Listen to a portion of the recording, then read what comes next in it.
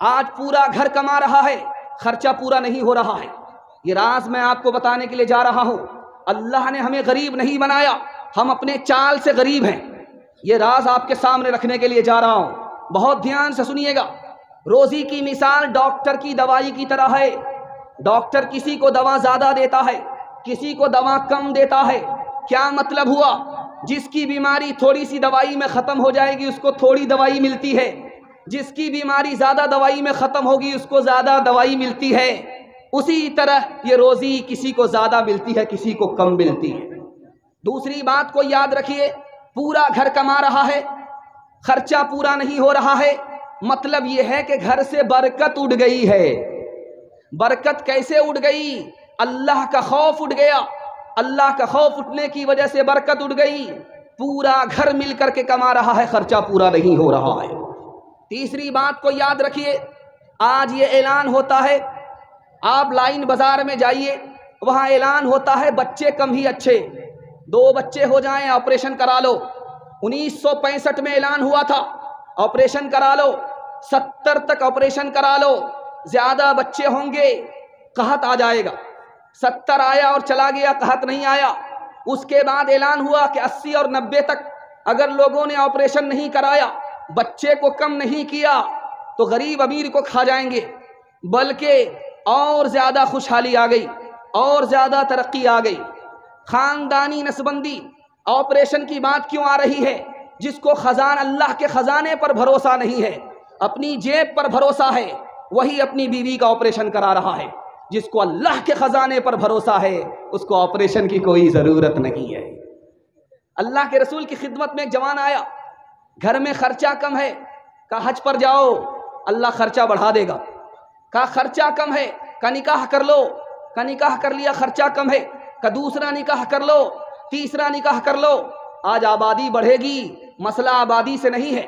روس کے سائنسداں نے 1975 میں کہا تھا زمین کے اندر اتنی طاقت ہے کہ اگر ہم دماغ لگائیں کھیتی کرنے کے لیے تو 9.5 خرب لوگوں کی غذا نکالی جا سکتی ہے۔ مسئلہ کیا ہے کہ ہم حد سے زیادہ پیسہ خرچ کرتے ہیں۔ گٹکا کھانے میں کتنا پیسہ خرچ ہوا ہے سن کر کے آپ کو حیرت ہوگی۔ سندھ ہندوستان سے باہر کا حصہ ہے، ہندوستان میں پہلے تھا۔ کتنا پیسہ گٹکا میں لوگوں نے تھوکا ہے؟ 12 ارب روپیہ گٹکا میں تھوک دیا ہے۔ ہم اپنے چال سے غریب ہیں، اللہ نے ہمیں غریب نہیں بنایا ہے۔ انشاءاللہ آمدنی 98 ہوگی، خرچہ روپیہ ہوگا۔ جوش کے ساتھ ہاتھ اٹھائیے، بالکل صحیح جا رہا ہے۔ یہ دیکھیں نبی اکرم شفیع اعظم دکھے دلوں کا پیام لے لو، تمام دنیا کے ہم ستائے کھڑے ہوئے ہیں، سلام لے لو۔ یہ کیسی منزل پہ آ گئے ہیں، نہ کوئی اپنا نہ ہم کسی کے، تم اپنے دامن میں آج آقا تمام اپنے غلام لے لو۔ عجیب مشکل میں کارواں ہے، عجیب مشکل میں کارواں ہے، نہ کوئی جادہ نہ پاسباں ہے، بشکل رہبر چھپے ہیں رہزن، اٹھو ذرا انتقام لے لو۔ نبی اکرم۔ ہمارے 3 سوالوں کو ذرا دھیان سے سنیے گا۔ ہمارے نبی کو قرآن نے چاند نہیں کہا، چراغ کہا۔ چراغ کہا، چاند نہیں کہا، یہ میرا پہلا سوال ہے۔ دوسرا سوال ہے، جنازہ آپ پڑھتے ہیں، درود کے بعد دعا ہے، دعا سے پہلے درود ہے، دعا بعد میں ہے، درود پہلے ہے، اس کا راز کیا ہے؟ یہ میرا دوسرا سوال ہے۔ تیسرا سوال ہے، ہمارے نبی کو امام الانبیاء کہا جاتا ہے، نبیوں کا امام کہا جاتا ہے، نبیوں کی امامت آپ نے کس طرح کی ہے، یہ میرا آخری سوال ہے۔ انشاءاللہ سننے کے لیے تیار ہیں؟ پھر سے ہاتھ اٹھا دیجئے انشاءاللہ۔ جس طرح چراغ جلتا ہے اسی طرح ہم دوسرے کی ترقی سے جلیں گے، ہاتھ اٹھا دیجئے انشاءاللہ۔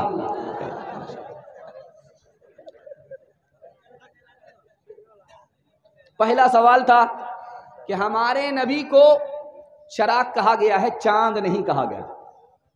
چاند میں ایک خوبی ہے، وہ روشن ہوتا ہے۔ سورج میں ایک خوبی ہے، وہ روشن ہوتا ہے۔ لیکن جو چراغ کے اندر خوبی ہے وہ چاند میں نہیں ہے۔ ایک چاند سے دوسرا چاند روشن نہیں ہوتا، ایک سورج سے دوسرا سورج روشن نہیں ہوتا، لیکن ایک چراغ سے دوسرا چراغ روشن ہوتا ہے۔ اس لیے نبی کو چراغ کہا گیا، چاند نہیں کہا گیا۔ دوسرا سوال تھا کہ پہلے جنازے میں درود ہے، اس کے بعد دعا ہے، دعا لاسٹ میں ہے، اس سے پہلے درود ہے۔ اللہ کے رسول کو معلوم تھا کوئی دعا بغیر درود کے قبول نہیں ہوتی، اس لیے اپنی امت کو تعلیم کیا پہلے درود پڑھو اس کے بعد دعا کرو۔ تیسرا سوال تھا کہ ہمارے نبیوں کو اماموں کا امام کہا جاتا ہے، رسولوں کا امام کہا جاتا ہے، ہمارے نبی نے کس طرح امامت کی ہے؟ صف لگ گئی، مسجد میں 5 صف ہوتی ہے، نبیوں کی صف لگی ہے، 7 صفوں میں نبی ہیں، رسول ہیں۔ امامت کے لیے ہمارے نبی کو آگے بڑھایا گیا۔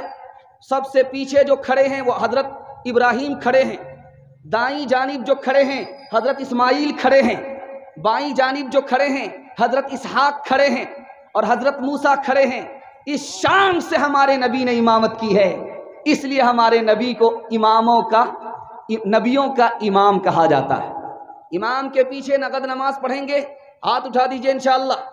تنخواہ ادھار دیں گے، ہاتھ اٹھائیے انشاءاللہ۔ خیر، آپ کا جنازہ ہی پڑھیں گے۔ جب زباں مصطفیٰ نے ہلائی، لب پہ اللہ کی بات آئی۔ جب زباں مصطفیٰ نے ہلائی، لب پہ اللہ کی بات آئی۔ ہاتھ تکیا ہے، ہاتھ تکیا ہے، بستر چٹائی، اور حصے میں ساری خدائی۔ بزم کونین پہلے سجائی گئی، پھر تیری ذات منظر پہ لائی گئی۔ سید الاولی سید الآخری، سید الاولی سید الآخری، تجھ سا کوئی نہیں، تجھ سا کوئی نہیں۔ جب قلم نے لکھی نعت احمد، روشنی بن گئی روشنائی۔ جب زباں مصطفیٰ نے ہلائی، لب پہ اللہ کی بات آئی۔ دست قدرت نے ایسا بنایا تجھے، جملہ اوصاف سے خود سجایا تجھے۔ اے ازل کے ہنسی، اے ابد کے ہنسی، اے ازل کے ہنسی، اے ابد کے ہنسی، تجھ سا کوئی نہیں، تجھ سا کوئی نہیں۔ تم جہاں تک نہ پہنچے فرشتوں، ہے وہاں تک ہماری رسائی۔ ماشاءاللہ اچھا ماحول ہے، بہت خوبصورت ماحول میں آپ سن رہے ہیں۔ جلسہ آپ کا کنارے کو لگ رہا ہے۔ سیرت کے حوالے سے آپ کو پہلا پیغام دینے کے لیے جا رہا ہوں۔ ماشاءاللہ بڑی بیداری آئی ہے، دل خوش کر دیا آپ نے کہ آپ صحیح میزبان تھے اور میزبانی کا آپ نے حق ادا کر دیا۔ دین دنیا دونوں کی بھلائی سے اللہ آپ کو مالا مال فرمائے۔ کھاتا کھلا ہے۔ ہمارے نبی غریب ہے اور جس خاتون نے نکاح کیا وہ امیر ہے، مالدار عورت ہے۔ مالدار عورت نے غریب جوان سے شادی کیوں کیا؟ یہ راز آپ کے سامنے آ رہا ہے۔ اس عورت کو پتا تھا کہ آنے والے دور میں جو آخری نبی ہوں گے لگتا ہے کہ یہی ہوں گے۔ اس امید پر مالدار عورت نے غریب جوان سے نکاح کر لیا۔ دوسری بات کو یاد رکھیے، غار حرا میں جبریل کو دیکھا ہے ہمارے نبی نے، گھبرا کر کے بیوی کے پاس آئے، کہا میں نے پہلی بار فرشتے کو دیکھا ہے، مجھے ڈر لگتا ہے کہ میں تباہ ہو جاؤں گا۔ تو بیوی نے کہا تباہ تو وہ ہوتا ہے جو غریبوں کی مدد نہیں کرتا، تباہ تو وہ ہوتا ہے جو یتیموں پر دھیان نہیں دیتا، तबाह तो वो होता है जो मेहमान की मेहमान नवाजी नहीं करता, तबाह तो वो है जो मुसीबत में गैर के काम नहीं आता। आप यतीमों की मदद करते हैं, गरीबों के लिए आप कमाते हैं, मेहमान की मेहमान नवाजी करते हैं, मुसीबत में आप गैर के काम आते हैं, आप तबाह नहीं हो सकते, आपको कोई बर्बाद नहीं कर सकता। दो तीन मिसाल आपके सामने आ रही है, ध्यान से सुनिएगा। ऐ सबसे अव्वल और आखिर, जहाँ तहाँ हाजिर और नाज़िर, सबसे अनोखे सबसे निराले, आँख से ओझल दिल के उजाले, ना जहाँ की खेपने वाले, दुख में तसल्ली देने वाले, सोच में दिल बहलाने वाले, विपता में याद आने वाले। पहला पैगाम ख़त्म हो गया, दूसरा पैगाम आ रहा है। आप तरक्की कैसे करेंगे ये राज आपको बता रहा हूँ। पूरे जलसे में आप इसकी हिफाजत कर लीजिए, मैं गारंटी लेता हूँ 10 साल के बराबर 1 साल में आपको तरक्की होगी इंशाअल्लाह। तरक्की करना जानते हैं, तरक्की करना चाहते हैं, दोनों हाथ उठाइए। 3 मिनट में जलसा मुकम्मल हो रहा है, जोश के साथ हाथ उठाइए, बिल्कुल सही जा रहा है, 7 खून माफ है। उसके बाद गलती मत कीजिएगा, सीधा जनाजा पढ़ेंगे। दूसरा पैगाम बहुत खूबसूरत आ रहा आपके सामने आ रहा है, ध्यान से इसको सुनिएगा। आज़ान हुई है, किसने आज़ान दिया? बिलाल ने आज़ान दिया। लोगों ने झगड़ा शुरू कर दिया, गोरा आदमी को आज़ान देना चाहिए, काले आदमी ने आज़ान दे दिया, मज़ा ख़राब हो गया। अल्लाह के रसूल ने फरमाया, अल्लाह के यहाँ काला गोरा नहीं देखा जाता, जो दीनदार है उसको अल्लाह पसंद करता है। बिलाल को अल्लाह दीनदारी की वजह से पसंद कर रहा है। नमाज की बारी आई, अल्लाह के रसूल सल्लल्लाहु अलैहि वसल्लम आगे बढ़े नमाज पढ़ने के लिए। एक जवान आया, रोक दिया, मैं चाबी दे नहीं सकता, दरवाज़ा खोल नहीं सकता, अल्लाह की बंदगी आप नहीं कर सकते। अल्लाह के रसूल ने फरमाया, एक वक्त आएगा ये चाबी मेरे हाथ में होगी और ये मेरे लिए दरवाज़ा खुलेगा, मैं आज़ादी के साथ अल्लाह की बंदगी करूँगा। वो वक्त जब आया तो कहा कि वो जवान कहाँ गया जो अल्लाह की मस्जिद में अल्लाह के बंदे को रोकता था, मुझे सजदे के लिए उसने चाबी नहीं दिया। वो जवान आ गया। कब तुम्हारे साथ क्या किया जाए, मारा जाए या छोड़ दिया जाए? तो उस जवान की ज़बान से 2 जुमले निकले, अखुन करीम नबीयुन करीम, आप तो मेहरबान नबी हैं, माफ़ी करेंगे बदला नहीं लेंगे। आप तो मेहरबान भाई हैं, माफ़ी करेंगे बदला नहीं लेंगे। अल्लाह के रसूल ने फरमाया, माफ़ कर दिया, चलो ज़िंदगी भर तुम्हारे लिए एहसान कर दिया, ये चाबी तुमको देता हूँ, तुम्हारे ख़ानदान को देता हूँ और क़यामत तक के लिए चाबी देता हूँ। 3 मिसाल आपके सामने आ रही है, ध्यान से इसको सुनिएगा। रमज़ान का महीना है, तरावी पढ़ने के लिए लोग आए। किसी ने कहा कि 8 रकात पढ़ेंगे, किसी ने कहा कि 20 रकात पढ़ेंगे। बीच में एक साहब आ गए, तुम कितनी पढ़नी चाहते हो? कहा 8 रकात। कहा बहुत कम पढ़ना चाहते हो। कहा तुम कितनी तरावी पढ़नी चाहते हो? तो कहा 20 रकात। का बहुत ज़्यादा पढ़ना चाहते हो। अरे तुम तो पढ़ने वाले हो, चाहे थोड़ा पढ़ो चाहे ज़्यादा पढ़ो, लेकिन उनकी फिक्र करो जो पढ़ते ही नहीं हैं। ये बहस से हमें क्या मिलेगा? आपस में बहस करने से, झगड़ा करने से क्या मिलेगा? तुम भी फिक्र करो उसकी जो नमाज नहीं पढ़ते, हम भी फिक्र करते हैं उसकी जो नमाज नहीं पढ़ते। तीसरी बात आपके सामने आ रही है, ये मुल्क आज़ाद नहीं हुआ है। इमाम साहब खड़े हुए हैं नमाज पढ़ाने के लिए, पीछे जैसे ही वलज़्ज़ालीन की सदा लगी, एक ने आहिस्ता से आमीन कहा, दूसरे ने जोर से आमीन कहा। इसने उसके गिरबान को पकड़ा, तुमने आहिस्ता से आमीन क्यों कहा? इसने उसके गिरबान को पकड़ा, तुमने जोर से आमीन क्यों कहा? इसने उसको लाठी मारी, उसने इसको लाठी मारी। अल्लाह के घर में 2 मुसलमान लहू लहान हो गए। अदालत में मुकदमा आया, वकील को समझ में नहीं आया या आमीन किस ज़मीन का नाम है, या आमीन किस मकान का नाम है। 15 मिनट तक तो हाकिम को समझ ही में नहीं आया कि झगड़ा किस पर हुआ है। का या आमीन दुआ का नाम है। तो उस हाकिम ने जजमेंट लिखा, उससे हमारी अकल की पट्टी हट जाती है, हमको अपनी हकीकत मालूम हो जाती है। उसने लिखा कि आमीन की 3 किस्में हैं। एक आमीन आहिस्ता से, ये भी हदीस से साबित है, ایک آمین زور سے، یہ بھی حدیث سے ثابت ہے۔ ایک تیسری آمین ہے آمین بالشر، فتنہ اٹھانے کے لیے کہ میں تم سے اچھا، تم مجھ سے اچھا نہیں ہو سکتے، یہ فتنہ اٹھانے کے لیے آمین ہے۔ یہ نہ حدیث سے ثابت ہے، یہ دیوبندی بھی گنہگار ہے، یہ سلفی بھی گنہگار ہے۔ آخری مثال آپ کو سناتا ہوں، پیغام ختم کر رہا ہوں۔ آپ دیکھیں گے دلی میں ایک مسجد ہے، اس کا نام لال کنویں والی مسجد ہے۔ لال کنویں مسجد کا جو امام تھا وہ بریلوی تھا، اور ان کے پیچھے نماز کون پڑھ رہے ہیں؟ دیوبندی پڑھ رہے ہیں۔ اس دیوبندی عالم کا نام کیا ہے؟ حضرت نانوتوی نماز پڑھ رہے ہیں۔ جب انہوں نے سلام پھیر کر کے دیکھا کہ اچھا نانوتوی نماز پڑھ رہے ہیں، میں تو ان کو کافر کہتا تھا اور یہ میرے پیچھے نماز پڑھتے ہیں، مارے شرم کے پانی ہو گیا۔ حضور معاف کر دیجئے، میں تو آپ کو کافر کہتا تھا، آپ میرے پیچھے نماز پڑھتے ہیں، مجھے معاف کر دیجئے، آج میں مارے شرم کے پانی ہو گیا۔ میں راز بتا رہا ہوں، مرواڑی کی طرح آپ کو ترقی ہوگی، گجر کی طرح آپ کو ترقی ہوگی، مہتا کی طرح ترقی ہوگی۔ دو بات پر صرف عمل کر کے دیکھ لیجئے، 1 سال میں 10 سال کے برابر ترقی ہوگی۔ ترقی کرنے کے لیے تیار ہیں؟ دونوں ہاتھ اٹھائیے، انشاءاللہ بالکل صحیح جا رہا ہے۔ پہلا کام، اگر ہمارا بھائی ترقی کر رہا ہے اس کی ٹانگ نہیں کھینچیں گے۔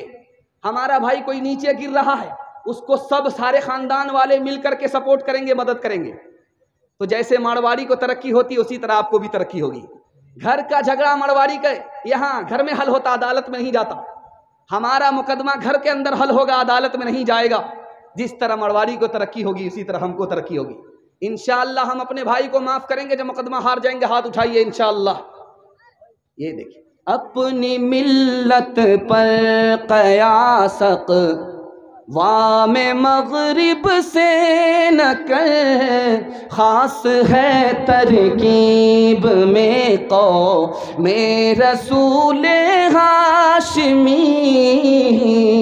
ان کی جمعیت کا ہے ملک و نسب پر انحصار، قوت مذہب سے مستحکم ہے جمعیت تیری، دامن دیہات سے چھوٹا تو جمعیت کہاں، دامن دیہات سے چھوٹا تو جمعیت کہاں، اور جمعیت ہوئی رخصت تو ملت بھی گئی۔ تیسرا پیغام سیرت کے حوالے سے آ رہا ہے۔ جلسہ آپ کا تیزی سے نکل رہا ہے، اس لیے کہ آپ محبت سے سن رہے ہیں، میں آپ کو محبت سے سنا رہا ہوں۔ اللہ دونوں کی محبت کو سلامت رکھے۔ سننے کے لیے تیسرا پیغام تیار ہے؟ دونوں ہاتھ اٹھائیے۔ انشاءاللہ آپ سوچیں گے ہاتھ اٹھا کر کے ہاتھ میں درد ہو جائے گا۔ میں اس لیے ہاتھ اٹھانے کے لیے کہہ رہا ہوں تاکہ آپ کو نیند کا جھٹکا تک نہ آئے، میرے پیغام کی حفاظت ہو جائے۔ دھیان سے اس کو سنیے گا جو میں آپ کو سنانے کے لیے جا رہا ہوں۔ ہمارے نبی مسجد میں آئے، دیکھا ایک جوان سو رہا ہے، حضرت علی سے کہا کہ جگا دو۔ حضرت علی نے جگا دیا، کہ یا رسول اللہ آپ پہلے آئے تھے، آپ نے جوان کو پہلے نہیں جگایا، مجھ سے کہا کہ جگا دو۔ کہ جاگنے والا آدمی بڑبڑاتا ہے، اگر میں جگاتا وہ بڑبڑاتا، میری شان میں بے ادبی ہو جاتی، ایمان جانے کا خطرہ تھا۔ سامنے سے صحابی گزرا، سلام کیا، اللہ کے رسول نے جواب نہیں دیا۔ وہ صحابی مایوس ہو کر کے جا رہا ہے۔ اللہ کے رسول نے سوچا کہ شاید سوچ رہا ہوگا کہ نبی ہم سے ناراض ہے، اس لیے مایوس ہو کر کے جا رہا، بلایا۔ کہا دیکھو میں تم سے ناراض نہیں ہوں، بلکہ بات یہ تھی کہ تم نے جس وقت مجھے سلام کیا تھا اس وقت میرا وضو نہیں تھا۔ سلام اللہ کا نام ہے، میں نہیں چاہتا تھا کہ اللہ کا نام میری زبان سے ادا ہو، میرا وضو تک نہ ہو۔ تیسری مثال آپ کے سامنے لے کر کے آ رہا ہوں، دھیان سے اس کو سنیے گا۔ آذان، مسجد سے آذان کی صدا لگی، حضرت عائشہ سامنے آ گئی۔ اللہ کے رسول نے پوچھا کہ تو کون ہے؟ کہا میں عائشہ ہوں۔ کہا تو کون عائشہ ہے؟ کہا ابو بکر کی بیٹی ہوں۔ کہا کون ابو بکر کی بیٹی ہے؟ کہا ابو قحافہ کے بیٹے۔ کہا کون ابو قحافہ کے بیٹے؟ ڈر کے مارے بھاگے۔ بعد میں آ کر کے پوچھا یا رسول اللہ میں آپ کی بیوی عائشہ، آپ نے مجھے نہیں پہچانا، یار غار ابو بکر آپ نے ابو بکر کو نہیں پہچانا، میرے دادا ابو قحافہ آپ نے ابو قحافہ کو نہیں پہچانا۔ اس موقع سے اللہ کے رسول نے فرمایا اے عائشہ جب مسجد سے اذان کی صدا لگتی ہے تو میں کسی کو نہیں پہچانتا، صرف خدا کو پہچانتا ہوں۔ 4 طریقے سے انسان سوتا ہے، ایک ہی طریقہ سنت کے مطابق ہے، 3 طریقے سنت کے خلاف ہے۔ ایک طریقہ سونے کا آدمی چت سوتا ہے، یہ سنت کے خلاف کیوں ہے؟ یہ ہارنے والے کی حالت ہے. جب اکھاڑے میں پہلوان لڑتے ہیں جو 4 چت ہو جاتا ہے وہ ہار جاتا ہے. نبی نے ہارنے والے کی حالت پسند نہیں کیا, جیتنے والی کی حالت کو پسند کیا, اس لیے سنت کے خلاف ہے. دوسرا طریقہ, آدمی پیٹ کے بل سو رہا ہے, پیٹھ اوپر ہے پیٹ نیچے ہے, یہ سنت کے خلاف کیوں ہے؟ یہ جہنم میں جانے والے کی حالت ہے. نبی نے جنت میں جانے والے کی حالت کو پسند کیا, جہنم میں جانے والے کی حالت کو پسند نہیں کیا, اس لیے یہ طریقہ سنت کے خلاف ہے. تیسرا طریقہ ہے, بائیں کروٹ پر آدمی سو رہا ہے, اسی طرف دل ہے, کان بھی بند ہو جاتے ہیں, آنکھ بھی بند ہو جاتی ہیں, نیند زیادہ آتی ہے, مسجد سے اذان کی صدا آدمی سن نہیں پاتا, اس لیے سنت کے خلاف ہے. چوتھا طریقہ سنت کے مطابق ہے کہ دائیں کروٹ پر آدمی سوئے, اس کا دل لٹک جائے. دائیں کروٹ پر آدمی سوتا ہے, اس کا دل لٹک جاتا ہے, کان کھلے رہتے ہیں, آنکھ بند ہوتی ہے, جب مسجد سے اذان کی صدا لگتی ہے تو کان میں پہنچتی ہے, اس لیے یہ سنت کے مطابق ہے. آج دکھانے جا رہا ہوں مسجد کا حال, مسجد کا حال دکھانے کے لیے جا رہا ہوں. مسجد میں صفوں میں, ترکی کی مسجد میں صفوں میں سگریٹ کے ٹکڑے ٹکڑے رکھے ہوئے, مسجد کی صف لگی ہوئی ہے, اس میں سگریٹ کے ٹکڑے. اب پتہ چلا کہ بھائی یہ کون سگریٹ پیتا ہے, مسجد کی صف میں سگریٹ ہے. تو ابھی جماعت میں 5 منٹ دیر ہے تو مقتدی مسجد ہی میں سگریٹ پی رہا, اور جیسے ہی امام صاحب آئے گا, اللہ اکبر کہا, اقامت ہوئی, اسی جگہ سگریٹ کو بجھایا پھینک دیا. یہ آج نمازی کا حال ہے, مسجد کا حال ہے. دوسری بات دکھانے کے لیے جا رہا ہوں, بہت دھیان سے سنیے گا. امریکہ کی مسجد میں کیا ہو رہا ہے, وہاں داڑھی رکھی جاتی ہے, کرتا رکھا جاتا ہے اور پگڑی رکھی جاتی ہے, اور امام صاحب آتے ہیں کوٹ پتلون میں, داڑھی ہوتی نہیں. اب وہ جو داڑھی رکھی ہوئی ہے اس کو پہنتے ہیں, اوپر سے جبہ پہنتے ہیں, اس کے بعد پگڑی باندھ کر کے نماز پڑھاتے ہیں. نبی کی سنت کا اس طرح اگر مذاق اڑاؤ گے, اللہ دنیا میں عزت نہیں دے گا, عزت کا جنازہ نکال دے گا. ہاتھ اٹھا کر کے وعدہ کیجئے, انشاءاللہ سچے پکے نمازی بنیں گے. جب تک آپ خدا کے نہیں ہوں گے اور آپ کو خدائی نصیب نہیں ہو سکتی, جب تک اللہ کے گھر کو آباد نہیں کریں گے, اللہ پوری دنیا میں آپ کی شان و شوکت کو لوٹا نہیں سکتا. ہاتھ اٹھا کر کے وعدہ کیجئے, انشاءاللہ ہم کوے کی طرح اپنی چال بھول جائیں گے. ہاتھ اٹھائیے.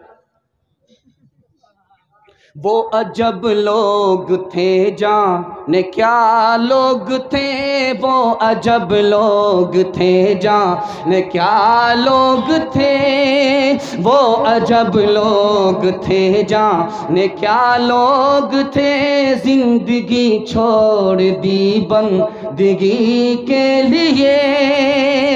وہ عجب لوگ تھے جانے کیا لوگ تھے, زندگی چھوڑ دی بندگی کے لیے. ایک ہم لوگ ہیں جانے کیا لوگ ہیں, ایک ہم لوگ ہیں جانے کیا لوگ ہیں, بندگی چھوڑ دی زندگی کے لیے. پیغام نکل گیا. آخری پیغام سنانے کے لیے جا رہا ہوں مدینے کے حوالے سے. جو لوگ مدینہ جانا چاہتے ہیں دونوں ہاتھ اٹھائیے انشاءاللہ. مرنے کے بعد جائیں گے, ہاتھ اٹھائیے انشاءاللہ. یہ دیکھیے, ہر کنیا کے بھی ماموں, دلہا کے بھی ماموں, ہر جگہ ہاتھ اٹھا رہے. ایک تو ہم آپ پاگل ہیں کہ 12 بج جانے کے بعد جلسہ سنانے کے لیے آئے, اور یہ پھول پاگل ہیں, ہر پیغام میں ہر سوال میں ہاتھ اٹھاتے جا رہے ہیں. چوتھے اور 5ویں پیغام تک اگر آپ بیدار نہیں ہوئے تو آپ کو سیدھے رانچی بھیجیں گے, کیونکہ پاگلوں کا اجتماع رانچی ہی میں ہوتا ہے. دھیان سے سنیے گا, چوتھا پیغام لے کر کے آ رہا ہوں, اس کو بہت دھیان سے سنیے گا. حضرت عثمان رضی اللہ عنہ کو دشمنوں نے گھیرا, دوستوں نے مشورہ کیا کہ مدینہ چھوڑ دیجئے, مکہ چلے جائیے, آپ ملک شام چلے جائیے. ان کا جواب سنانے کے لیے جا رہا ہوں, اس کو بہت دھیان سے سنیے گا. جلسہ بالکل آدھا نکل چکا ہے, صرف تھوڑا باقی ہے. پیشاب پخانہ روک کر کے بیٹھیں گے, ہاتھ اٹھا دیجئے انشاءاللہ. یہ جلسہ خراب نہیں ہوگا, پیشاب پخانہ لگے 9-11 ہو جائیے گا. دھیان سے سنیے گا. حضرت عثمان کو دشمنوں نے چاروں طرف سے گھیرا ہے. دوستوں نے کہا آپ مدینہ چھوڑ دیجئے, مکہ چلے جائیے, ملک شام چلے جائیے. حضرت عثمان کا جواب سنیے. عاشق رسول بننا ہے تو ایسا عاشق بننا ہے. کیا کہتے ہیں, میں مکہ جا سکتا ہوں, میں ملک شام جا سکتا ہوں, لیکن نبی کے شہر سے محروم ہو جاؤں گا, میں تو جان دے سکتا ہوں نبی کا شہر چھوڑ نہیں سکتا۔ دوسری مثال آپ کے سامنے آ رہی ہے، پانی برس نہیں رہا ہے، مدینے کے سارے لوگ پریشان ہیں۔ حضرت عائشہ رضی اللہ عنہا کے پاس لوگ آئے کہ مدینے میں بارش نہیں ہو رہی، کیسے بارش ہوگی؟ کہا 1 منٹ میں بارش ہوگی، آسانی سے بارش ہوگی، موسلادھار بارش ہوگی۔ کرنا یہ ہے، نبی کا جو روضہ ہے، نبی کی جو قبر کی چھت ہے، اس میں سوراخ کر دو، اللہ کو جوش آئے گا، بارش ہوگی۔ ابھی سوراخ کرنے کا ارادہ لوگوں نے کیا، موسلادھار بارش ہو گئی۔ تیسری مثال آپ کے سامنے رکھنے کے لیے جا رہا ہوں، لوگ مدینے سے آتے ہیں گھڑی لے کر کے آتے ہیں، لوگ مدینے سے آتے ہیں ٹارچ لے کر کے آتے ہیں، اور آپ کو تسبیح دیتے ہیں کہ یہ لیجئے مدینے سے لے کر کے آ رہا ہوں۔ آپ کو لوگ سرما دیتے ہیں، مدینے سے لے کر کے آ رہا ہوں۔ آپ اس میں دیکھتے ہیں کہ یہ تو میڈ ان چائنا ہے، یہ تو میڈ ان ترکی ہے، یہ تو مدینے کی چیز نہیں ہے۔ ایسا کبھی مت سوچئے گا، اس کو آنکھ سے لگائیے۔ رشید احمد گنگوہی رحمۃ اللہ علیہ فرماتے او اللہ کے بندے، وہ چائنا کا ضرور بنا ہوا ہے لیکن اس کو مدینے کی ہوا لگی ہوئی ہے۔ چوتھا نمونہ آپ کی خدمت میں آ رہا ہے، یہاں کے غیر مسلم پنڈی جی نے سوال کیا کہ جب ہندوستان سے ہوا مدینہ جاتی ہے تو گرم ہو جاتی ہے، ہندوستان سے جو مدینہ جاتی ہے ہوا وہ ٹھنڈی ہوتی ہے، اور جو مدینے سے ہندوستان ہوا آتی ہے وہ گرم ہو جاتی ہے۔ دیکھیے حضرت نانوتوی نے کتنا پیارا جواب دیا، دعا فرمائی اللہ ان کی قبر کو نور سے بھر دے۔ سوال پوچھا، ہندوستان سے جو ہوا مدینہ جاتی ہے وہ ٹھنڈی ہوتی ہے، بالکل ٹھنڈی ہوا ہوتی ہے، چونکہ پورب سے پچھم جا رہی ہے، ٹھنڈی ہوا ہوتی ہے، اور جب مدینے سے ہوا ہندوستان آتی ہے تو گرم ہو جاتی ہے، پچھم کی ہوا، پچھم کی ہوا گرم ہوتی ہے، پورب کی ہوا ٹھنڈی ہوتی ہے۔ حضرت نانوتوی نے جواب دیا بات یہ ہے، جو ہوا پورب سے ہندوستان سے مدینہ جاتی ہے وہ خوش ہو جاتی ہے کہ نبی کے شہر جا رہی ہوں، نبی سے ملاقات کرنے جا رہی ہوں، اس کی آنکھ بھی ٹھنڈی ہو جاتی، اس کا دل بھی ٹھنڈا ہو جاتا۔ ہوا نبی کے شہر کا نام سن کر کے ٹھنڈی ہو جاتی ہے، لیکن جب وہی ہوا مدینے سے ہندوستان کی طرف آتی ہے اس کو غم ہوتا ہے کہ نبی کے شہر سے جدا ہو رہی ہوں، اس لیے اس کا دل جل بھن جاتا ہے، وہ گرم ہو جاتی ہے، ٹھنڈی نہیں رہتی۔ 2-3 مثال پیغام کو ختم کر رہا ہوں، دھیان سے اس کو سنیے گا، بہت دھیان سے سنیے گا۔ سونا آپ کے گھر میں ہوگا، اس کو ہاتھ میں لے کر کے آپ مسلیے، یوں کر کے مسلیے، اس کے بعد ناک سے لگائیے، بدبو آتی، آپ تجربہ کر کے دیکھیے گا۔ سونا ہے گھر میں، عورتوں کا زیور ہے، لے کر کے ہاتھ پر رکھیے، ہاتھ پر لے کر کے اس کو مسلیے تو سونے سے بدبو آتی ہے۔ اور کیجئے، سونا سب سے زیادہ قیمتی ہاتھ پر لے کر کے مسل دیتے ہیں، اس سے بدبو آتی ہے۔ وہی سونے کی محبت اگر دل کے اندر اتر گئی تو دل کتنا بدبودار ہو جائے گا۔ دوسری بات کو یاد رکھیے، ہمارا دل زندہ ہے یا مردہ ہے کیسے پتا چلے گا؟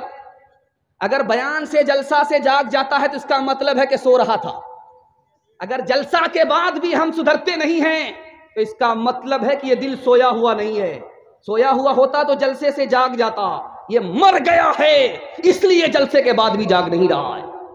تیسری بات بتانے کے لیے جا رہا ہوں، آپ شوق سے اسکول میں پڑھائیے اپنے بچے کو، آپ ڈاکٹر بنائیے، انجینئر بنائیے، لیکن انجینئر بن کر کے وہ کیا کرے گا؟ 2 روٹی کمائے گا، 2 بوٹی کھائے گا، بس اتنا ہی کرے گا۔ آپ کا بچہ اسکول میں پڑھ رہا ہے 2 روٹی کمانے کے لیے، اگر وہ مدرسے میں پڑھتا، اس کے بعد اسکول میں پڑھتا تو اس کو خدا بھی مل جاتا، رسول بھی مل جاتا۔ آپ کے دل میں دنیا کی محبت ہے، اللہ رسول کی کوئی قدر نہیں ہے۔ دھیان سے سنیے، آج کوئی آدمی پورے جلسے میں اس کا انکار نہیں کر سکتا کہ مجھے اخبار پڑھنے کا موقع نہیں ملتا، روز اخبار پڑھتا ہے۔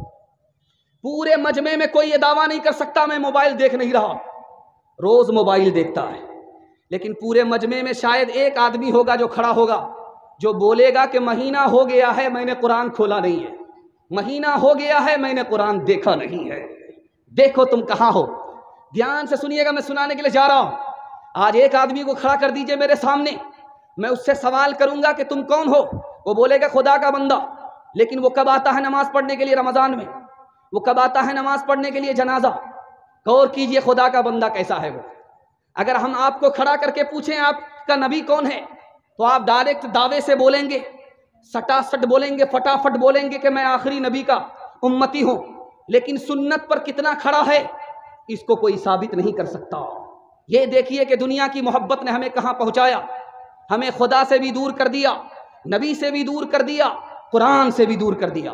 آج سچا پکا وعدہ کیجئے اپنے خدا کو سیدھے رمضان میں, اپنے نبی کو سیدھے ربیع الاول میں, اور اپنے قرآن کو سیدھے جنازے پر یاد رکھیں گے. ہاتھ اٹھائیے انشاءاللہ. یہ دیکھیے, اب بتائیے کیا جائے. میں آپ کے دماغ کو ٹٹولنے کے لیے برابر سوال جڑتا رہتا تاکہ میرا پیغام ضائع نہ ہو جائے. یہ آخری پیغام سیرت کا تھا, میں سنا رہا. دل سے دعا دیتا ہوں اللہ ہمیں بیدار فرمائے.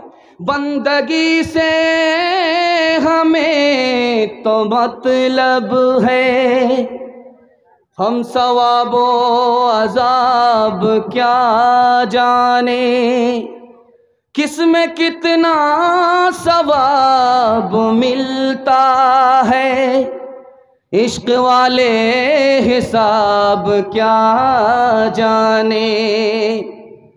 یا رب دل مسلم کو وہ زندہ تمنا دے. یا رب دل مسلم کو وہ زندہ تمنا دے. جو قلب کو گرما دے, جو روح کو تڑپا دے. اس دور کی ظلمت میں ہر قلب پریشان کو, ہر قلب پریشان کو وہ داغ محبت دے, جو چاند کو شرما دے.